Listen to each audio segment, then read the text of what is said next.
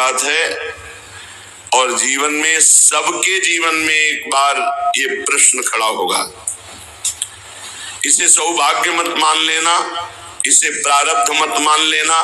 प्रारब्ध से भोग का सानिध्य मिलता है, भोग क्रिया नहीं होती। भोग क्रिया अज्ञान से होती है। प्रारब्ध से सामग्री एकत्रित हो जाएगी, भोग का संयोग का वो सब प्रारब्ध रचना कर देगा, लेकिन क्रिया अज्ञान से होती है, क्रिया कामना से होती है। इसलिए कह रहे हैं, यदि राधा माधव के प्रेम रस में डूबने के मार्ग में उपासक चला तो उसके जीवन में एक बार ही सही पर ऐसा अवसर आएगा कि वो परस्पर विपरीत शरीर का भोग करने का प्रश्न माया खड़ा करेगी। आपको कह रहे हैं कि अगर नवयुवती है तो अपनी पुत्री जैसे होती है, ऐसे देखो, सुपुत्री यति, अपनी पुत्री कितनी भी सुंदर जवान हो, ऐसा आता ही नहीं भाव में कि ये स्त्री है, आता ही नहीं है। जिनके आता है वो राक्षस ही हैं, मनुष्य तो है नहीं तो घर में रहा जाता है, बड़ी बहन, परिवार के सदस्य। कहीं ऐसा आता है कि जवान बहन है तो जवान लड़की, ऐसा थोड़ी आता है। हंसते खेलते गले लगाते, कोई कहीं भाव ही नहीं रहता काम का। चाहे जवान पुत्री हो चाहे जवान बहन हो, कभी ऐसा घर में भाव, जिनके भाव आता वो राक्षस हृदय के हैं, मनुष्य हृदय के नहीं। वो राक्षस हृदय वाले, आसुर स्वभाव वाले हैं। नहीं, अपनी पुत्री अपनी बहन के समीप रहने पर कहीं ऐसे भाव थोड़ी आते। खूब खेलना कूदना हंसना बातचीत करना ये सब घर में होता रहता है, पर ये भाव थोड़ी आता है कि ये स्त्री है। नहीं हो मेरी बहन, वहां कोई गुंजाइश ही नहीं काम भाव की। तो बोले सगी पुत्री की तरह सब पुत्रियां दिखाई दे, अपने से बड़ी हैं तो बिल्कुल मेरी जैसे जननी वैसे। मातृयत्य परांगनाम, जैसे अपनी अम्मा के पास, माँ के पास बैठे तो क्या भाव बिगड़ेगा? कुछ नहीं बिगड़ेगा। वहां काम भाव आता है क्या? माँ के गले लगने पर, बहन के गले लगने पर काम भाव आता है क्या? बेटी को हृदय से लगाने पे काम। जब साधारण सांसारिक पवित्र भाव में काम नहीं आता तो तुम तो परम पवित्र भगवान के भाव वाले हो, तुम्हारे अंदर कैसे काम परास्त कर सकता है? मातृयत्य परांगना, ये आएगा प्रश्न जीवन में। पुरुष है तो स्त्री के प्रति, स्त्री है तो पुरुष के प्रति। साधक बहुत सावधान रहे, माया प्रश्न करेगी। घूमते रहते हैं माया के पार्षद, घूमती रहती है माया की पार्षदी।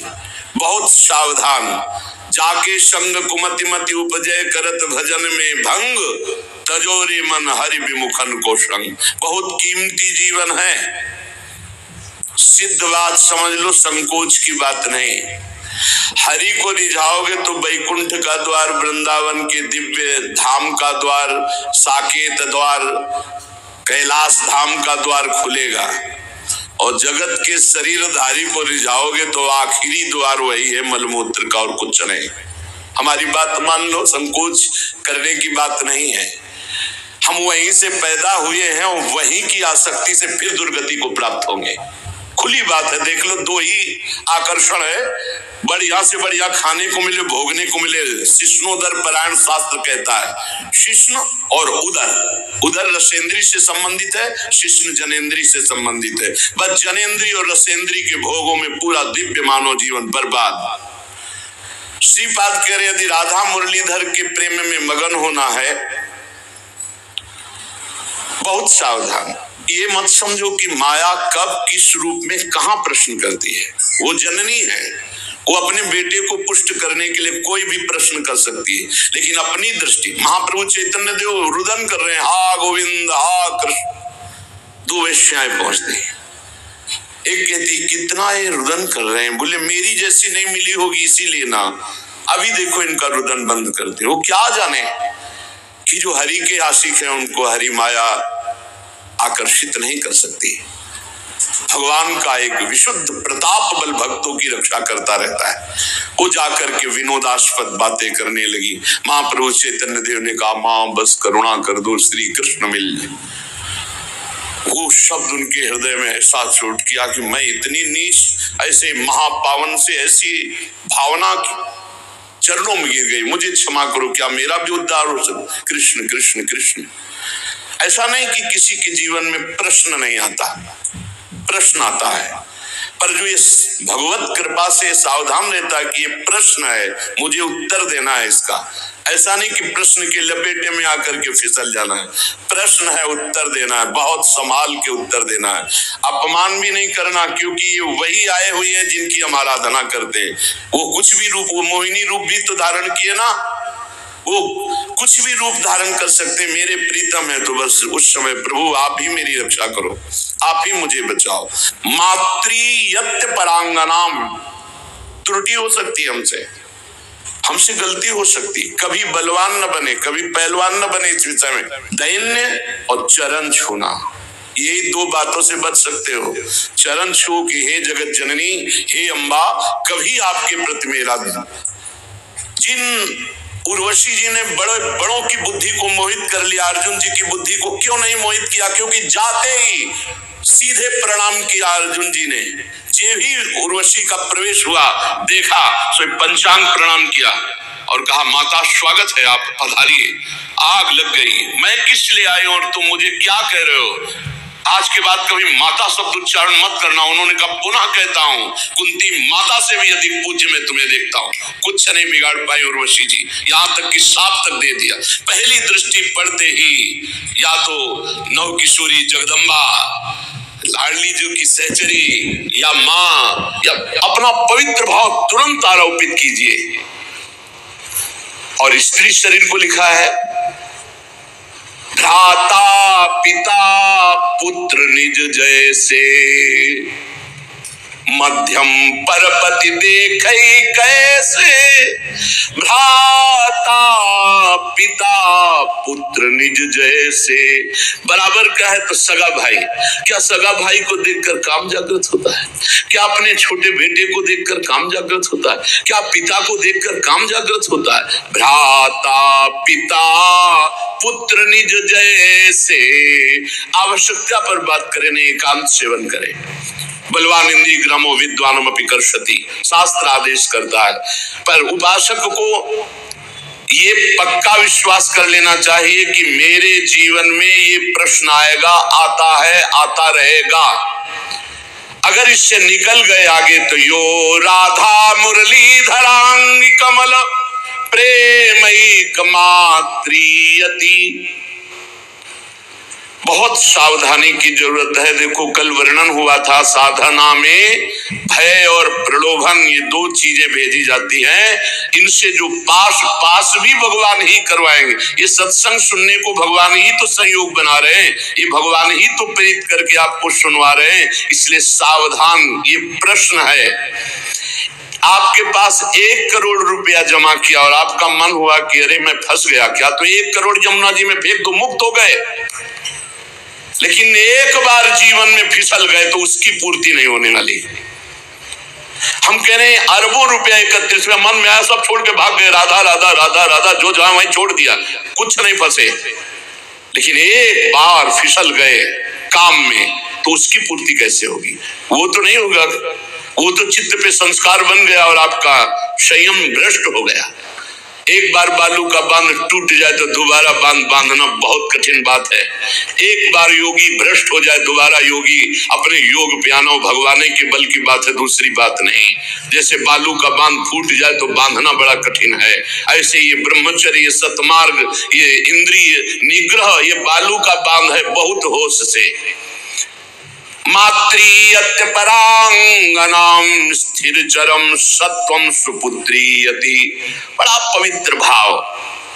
और ये भाव जब अचानक संयोग हो जाए तब संयोग से बचने की पूरी वृत्ति रखे उपासक।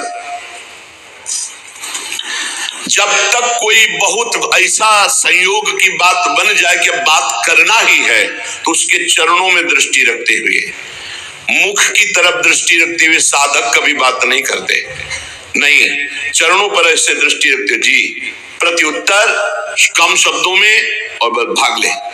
अपने को सूरवीर मत समझे। ये भगवान की प्रचंड मोहिनी माया का आकर्षण हमारे चित्त में बलात् हमारी निष्ठा को परिवर्तित कर देगा। यदि हम अधिक समय साथ रहें, अधिक समय बात करें, अधिक समय हंसी मजाक करें तो हम फिसल जाएंगे। ये खाइयां हैं जिनसे हम भगवान को नहीं प्राप्त कर पाते और इनमें हम फिसल जाते हैं। बहुत ही सावधानी की जरूरत है। हमारी एक एक वृत्ति भगवान अंदर बैठे हुए देख रहे हैं। उस जो चल रही वृत्ति काम क्रोध आदि को ना भोगने से वो भगवान हिसाब आपको इतना आनंद प्रदान करेंगे कि रोते रहोगे, पर कुछ समय के लिए आपको अपने मार्ग में बहुत संभाल कर पग रखना है।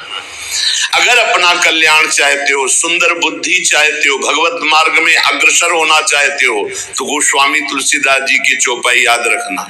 जो चाहे आपन कल्याणा, सुजस सुमति शुभ गति शुभ नाना, सो पर नारी लीलार गोसाई, तजौ चौथी के चंद की नाई। जैसे चौथ के चंद्रमा को देखने से कलंक लग ही जाता है, ऐसे ही जो पराई माता बहनों की तरफ ऐसी गंदी दृष्टि या बार बार मुख की तरफ देखना, तो हाव भाव आदि के द्वारा चित्त का आकर्षण होकर मलिन हो जाना स्वाभाविक है। जैसे चौथ के चंद्रमा को देखने से कलंक लगता है, ऐसे जो साधक अपना कल्याण चाहता है, सुमति चाहता है, शुभ गति चाहता है, उसे चाहिए कि चरणों की तरफ देखकर बात करे। ये जगत जननी जगदम्बा है, इनकी कृपा से हम परमार्थ पर विजय प्राप्त कर लेंगे। इनके प्रति हमें भोग्य बुद्धि, दोष बुद्धि, निकृष्ट बुद्धि का त्याग करना ही होगा, तब हम आगे बढ़ पाएंगे। गोत्रीयत्यतितर्जना दिशु महा मित्रीयति द्वेषिषु। यदि हम भगवत मार्ग में चल रहे हैं, कोई हमारी निंदा करता है, तर्जना करता है, तो जैसे अपना भाई, अपना घर का, अपने गोत्र का, परिवार का कोई लड़ाई झगड़ा करे तो ऐसा अरे घर का आदमी कोई बात नहीं, ऐसे टाल देते हैं, ऐसे भाव रख लेते हैं। या हम भाव रख लेते हैं भगवान के द्वारा विधान किया हुआ भेजा गया है, कोई हमारे प्रारब्ध का क्षय हो रहा है, और जो हमसे विद्वेषी उसे हम महामित्रवत भाव रखे। नहीं, हम में और संसारी पुरुष में क्या अंतर। करत जे अनुशहन निंदक तीनों पे अनुग्रह करो। अपने शरीर को जैसे हम प्यार करते हैं और दूसरे शरीर से हम उदासीन रहते हैं, ये संसारी पुरुष का लक्षण है। और भक्त अपने शरीर से उदासीन रहता है और दूसरे शरीरों के दुख को अपने शरीर जैसा मानता है, ये भाव होता है। अपने शरीर में कष्ट है कोई बात नहीं, लेकिन दूसरे के शरीर का थोड़ा भी कष्ट उसके हृदय में पीड़ा पहुंचा देगा। पूज्य श्री भाई जी हनुमान प्रसाद पोद्दार जी महाराज साधकों के लिए बहुत अमृत में वचन लिखे। भगवान को प्राप्त करना है तो तीव्र अभिलाषा जागृत करो। नाम जप से, सत्संग से, सदाचरण से, दूसरों की सेवा से, पवित्र शरीर, पवित्र मन, पवित्र विचार, पवित्र वाणी, तो परम पवित्र सच्चिदानंद भगवान की प्राप्ति की अभिलाषा साधु संग से निश्चित जागृत हो जाएगी। अन्य कामना जब उत्पन्न हो जाती है तब भगवान की प्राप्ति की अभिलाषा नहीं हो सकती। भगवान ने कहा स्वयं कि जिसका चित्त भोगों ने अपहृत कर लिया है, जो भोगों में लगा हुआ है, जो भोग सामग्री संग्रह करता है, ऐसा व्यक्ति कभी निश्चय ही नहीं कर सकता कि मुझे भगवत प्राप्ति करनी है। भोगैश्वर्य प्रसक्तानाम तया प्रहृत्य चेतसाम व्यवसायत्मिका बुद्धि समाधो न विधीयते। वो कभी भगवान की प्राप्ति की इच्छा ही नहीं कर सकता है। इच्छा ही नहीं होगी ऐसी बात नहीं। अगर साधु संग हो तो वो भोग आदि का त्याग करके भगवत प्राप्ति की इच्छा जागृत कर सकता है, पर जब तक भोगों में लगा रहेगा तब तक भगवत प्राप्ति की इच्छा ही नहीं होगी। अन्य कामना वाला भगवत प्राप्ति की इच्छा नहीं रखता। अनन्य कामना जिसकी है श्री भगवान से, उसके हृदय में इच्छा जागृत होती है, अब मुझे भगवत प्राप्ति करना है। जब भगवत प्राप्ति की इच्छा जागृत होती है तब भगवान के अनुकूल आचरण और प्रतिकूल आचरणों का त्याग, ये नियम लेना होता है।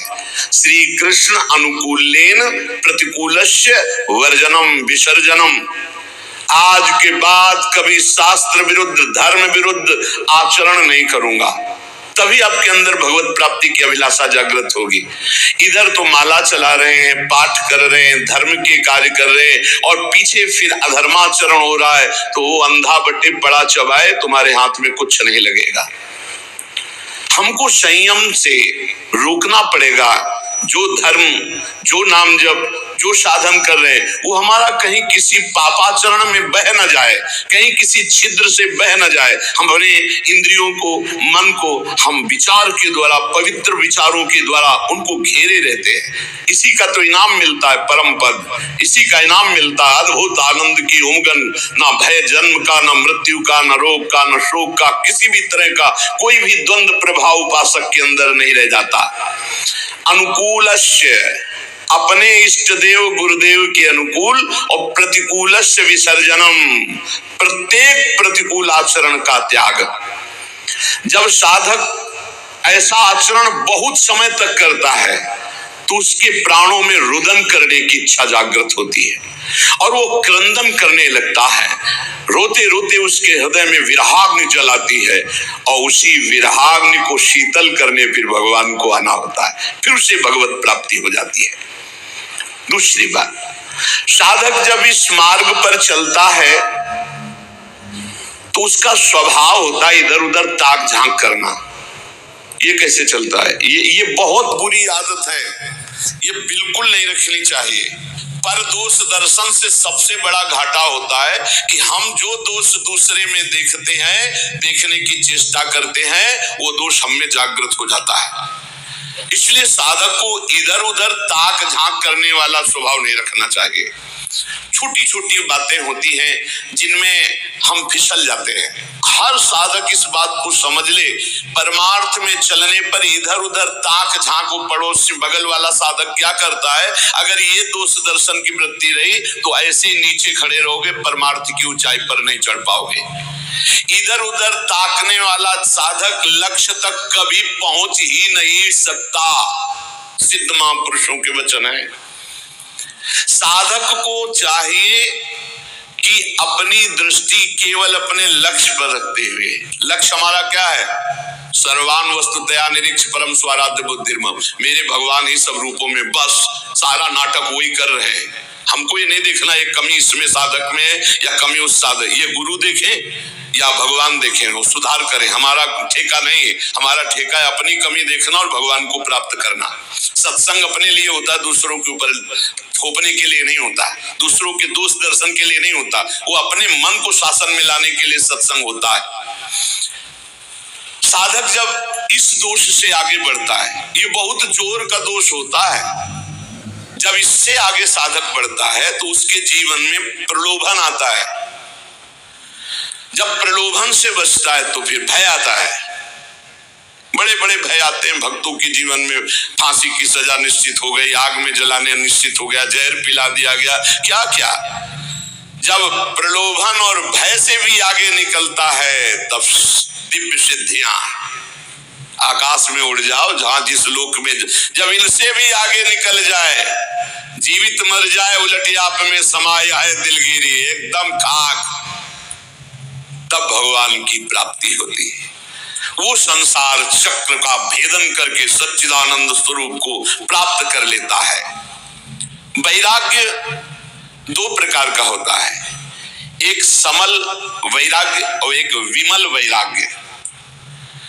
सांसारिक प्रतिकूलता को लेकर जो घर त्यागा जाता है उसे समल वैराग्य कहते हैं। ये समल, मल का प्रयोग नहीं होना चाहिए। मल है वासना, कामना, रुपया, पैसा। हाँ, हमारा भरण पोषण ईश्वर के द्वारा सारे विश्व का करते, तो हम जितने बैरागी जन विश्व में हैं, भगवान विश्वम्बर सबका भरण पोषण कर रहे हैं, लेकिन बहुत सावधानी से। मुनीमगिरी करनी है, मालिक है भगवान, मुनीम है हम, तो मुनीम का लेना देना बहुत हिसाब में होना चाहिए। हिसाब से चूक हुई तो चूक हो जाएगी, बड़ी चूक हो जाएगी। तो एक होते हैं वैराग्य लेते हैं ये देख करके कि हम नौकरी नहीं मिल रही, विवाह भी नहीं हुआ, खान पान की व्यवस्था, बाबा जी बन जाते हैं, जिंदगी नरक हो जाएगी तुम्हारी और दूसरों की बेइज्जती करवाओगे। कभी ऐसे बाबा जी नहीं बना जाता। बाबा जी बना जाता है, सब व्यवस्थाएं हैं, लेकिन अब मन नहीं लग रहा, ऐसा लग रहा है मुझे भगवान चाहिए, सब, इसे विमल वैराग्य कहते हैं। अगर समल, ये जो समल वैराग्य है, इस समल वैराग्य को यदि विमल वैराग्य मिल जाए तो वासना हट जाए और निर्मल मार्ग में चल पड़ेगा। ऐसा नहीं कि उसका कल्याण नहीं होगा, पर है बहुत गड़बड़। वैराग्य के दो रूप है, एक समल वैराग्य, एक विमल वैराग्य। समल वैराग्य होता है कि हर किसी न किसी विषय की अभाव स्थिति में बाबा जी बन जाना, वैरागी बन जाना, बहुत खतरनाक, बहुत घटिया जीवन व्यतीत होता, बहुत घटिया। हम शब्द में कह रहे हैं, लाख प्रकार से समझाओ उसको समझ में नहीं आता। वो केवल वासना की पूर्ति, ऐसे लोगों के द्वारा बहुत अहित होता है संत समाज का, क्योंकि उनके अंदर कोई लक्ष्य भगवत प्राप्ति नहीं, कोई साधुता नहीं, और वेश साधुता का वो बहुत तरह से हानि करते हैं। और कहे तो संत ही जाएंगे क्योंकि वेश है, इसलिए बड़ा अपमान संतों का होता है। उनका लक्ष्य नहीं होता भगवत प्राप्ति, उनका लक्ष्य नहीं होता सतमार्ग, वो केवल वासनाओं की पूर्ति। बहुत विचित्र होता है, ये भी सब देखा है। भ्रमण के समय भगवान बड़ी कृपा की तो सब भ्रमण में साधु पक्का हो जाता है। भूख प्यास गर्मी सर्दी मान गाली मार पीट सब कुछ सहना पड़ता है, सब सहना पड़ता है, उससे परिपक्व हो जाता है। तो जो किसी प्रतिकूलता को लेकर वैराग्य होता है, वो समल वैराग्य होता है। ये ज्यादा दिन नहीं चलता, ये फंसे फंसाए, ये फंसी बिल्कुल फंस जाते हैं। मन जो है ये जब भगवान के लिए व्याकुल हो तब घर छोड़ना चाहिए। नहीं तो हम कह रहे हैं कि भले आप लेबरी करके जियो, लेकिन बाबा जी मत बनना। बाबा जी बनने के लिए एक केवल बात है, अब मुझे भगवान चाहिए, अब आपको कोई परास्त नहीं कर सकता त्रिभुवन में। ये बस बात तुम्हारे अंदर बैठ जाए, आप समझो केवल 2 वर्ष गुरुदेव भगवान 13, 14, 15 और इसके बाद पधार गए। अब पूरा जीवन अनाथ हो गया। अब हम किसके सहारे चले, कैसे चले? अब एक भारी विपत्ति, भारी अव्यवस्था कि हम पुत्र की तरह जिनकी गोद में बैठकर चल रहे थे वो तो अंतर ध्यान हो गए। अब हमको कौन संभाले? उस समय श्री भगवान का जो तेज हमारे साथ था, हम आपको बताया जब हमारी समस्या आती थी तो संत और आकाश, ये 2 का सानिध्य हो जाता था। एक दिन 3 बजे सुबह तड़के नहा के ऐसे आकाश की तरफ कहा, गुरुदेव भगवान अभी तक तो हम निश्चिंत थे आपके बल पर, अब तो मुझे मार्ग भी पता नहीं कैसे चलना है। पूरा जीवन है, कोई साथी नहीं, किसी पर भरोसा नहीं। हमारा शुरू से किसी पर भरोसा नहीं था। भगवत प्रेरणा से, भगवत कृपा से एक हमारे दिमाग में बैठ गया था कि भगवान के सिवा, गुरुदेव के सिवा इस संसार में कोई सतमार्ग में नहीं चला सकता और गिराने वाला हो सकता है। इसलिए कभी हम किसी की सलाह नहीं मानी, कभी हम किसी से प्रश्न नहीं किया, कभी हम किसी की बात सुनने की चेष्टा नहीं की। जो बात गुरु जी ने कही थी उसी को घुमा घुमा करके बार बार उसी पे चलने की चेष्टा की। प्रेरणा आई, उतर जाओ गंगा के तीर पर और कभी किसी एक आश्रम में मत रुकना, बस भ्रमण करो। बस तुरंत मन में आया, बस सफीपुर घाट से कूद पड़े गंगा किनारे, गीता पूरा फिर और यहाँ तक वही सच्चिदानंद परम तत्व गुमान। अगर थोड़ा भी कुछ राग लेकर घर से निकलोगे तो फंस जाओगे। आश्रम व्यवस्था कई जगह भ्रमण में से प्रलोभन आएगी, यहाँ के महंत बन जाओ, ऐसे यहाँ जब तक भगवत प्राप्ति नहीं तो राम काज की नहीं बिनु मोहि कहाँ विश्राम। समल वैराग्य इस प्रयास देखना चाहिए साधक को कि कोई वासना लेकर आए तो फटाफट उसका ऑपरेशन कर डालो गुरुजनों के सानिध्य में, सत्संग में, नहीं तो ये वासना कहीं न कहीं फंसा कर चौपट कर देगी। किसी सांसारिक प्रतिकूलता को देख करके अनुकूलता पाने के लिए तो बाबा जी नहीं बन गया कोई, या अनुकूलता पाने के लिए वैराग्य का नाटक तो नहीं कर रहा। ये बहुत हानिकारक है, परमार्थ में आगे नहीं बढ़ने देगा। विमल वैराग्य जिसमें विषयाशक्ति है पर वो विषयाशक्ति को मिटाना चाहता है, वो तृष्णा रहित होना चाहता है, वो भगवत प्राप्ति करना चाहता है, वो कहीं विश्राम नहीं मानना चाहता, केवल भगवान की प्राप्ति। वह सूरवीर, ये महान योद्धा सातरत लोकांतर पार कर देगा, जीवन पार कर देगा, कोई नहीं इसे परास्त कर सकता। दुख दोष ये मिटाने के लिए हम भगवत मार्ग में आते हैं। देखिए, दुख दोष मिटाने के लिए हम भगवत मार्ग में आते हैं। जो उपासक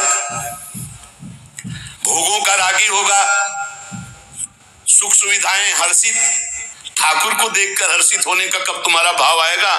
मन अति हर्ष जनावन ते ही आज देखी हो परम से। अरे विश्व की हर संपत्ति चरणों में फेंक दी जाए तो भी ऐसे उधर देखने की इच्छा न हो। सुरपति नरपति लोकपति जिनके भावे घास रहे परम आनंद में तज सभी गए सच्चिदानंद का आशिक और छोटी मोटी वस्तुओं में हर्षित हो जाए।